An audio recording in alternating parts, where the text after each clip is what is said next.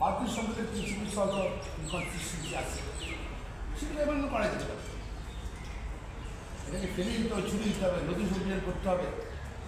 Forward কী করতে চাচ্ছে, কী include করতে চাচ্ছে, সেগুলো তিন পশ্চাৎ এমন করা যাবে। বাতিল কেন করতে হবে, সেটা জাস্টিফাই করতে হবে।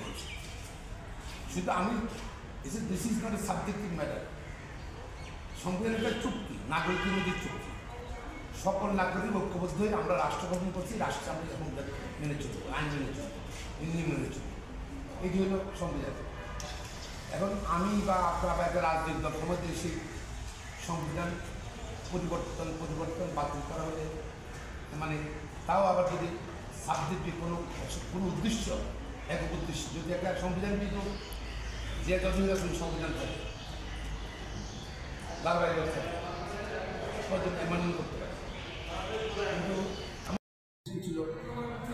এবং এটার এই আন্দোলনের কিন্তু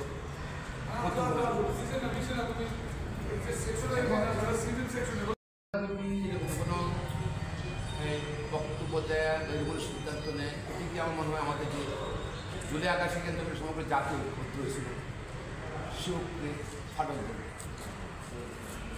এবং ফাটল ধরলে যেটা চায় সরকারের ভিতর বা অন্যান্য বাহিনীর ভিতরে গাপটি মেরা গত সরকারের লোক হয়ে গেছে,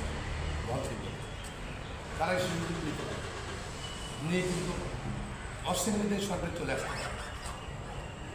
আবার এর মধ্যে আওয়ামী লীগ সুসংগঠিত হতে পারে, সময় বেশি কালক্ষেপণ করি, সাংবিধানিক সংকট সৃষ্টি হতে পারে। আর সবচেয়ে বড় কথা হল সংবিধান বাতিল করবে কে? এটা অন্তর্বর্তীকালীন সরকার। বাতিল করতে হলে পার্লামেন্ট অ্যাক্ট করে লাগবে, আবার নতুন সংবিধান প্রণয়ন করতে হলে অ্যাক্ট করে লাগবে।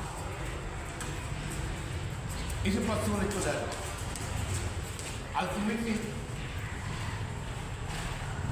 ক্ষমতাটা অঙ্গীকার করে যদি সকল শক্তি তুলে একটা আন্দোলন শক্তি একত্র না থাকে। এবং এর মধ্যে দেখেন আপনারা, এবং এটা হয়তো কারো অন্য কারো কোনো মহাপরিবার অংশ হিসাবে এক দল আরেক দলের বিরুদ্ধে কথা বলছে, আন্দোলনের শক্তি ছাত্রদের সঙ্গে আবার মাঝে রাজনৈতিক দলের সঙ্গে কিছুটা পার্থক্য চলে আসছে। এটি কিন্তু আমি মনে করি আমরা ঐক্যবদ্ধ না হলে ষড়যন্ত্র করে তাদের ষড়যন্ত্র বাস্তবায়ন করতে পারে। বাংলাদেশের মানুষ ভোটাধিকার থেকে দীর্ঘদিন বঞ্চিত হওয়ার সম্ভাবনা আছে।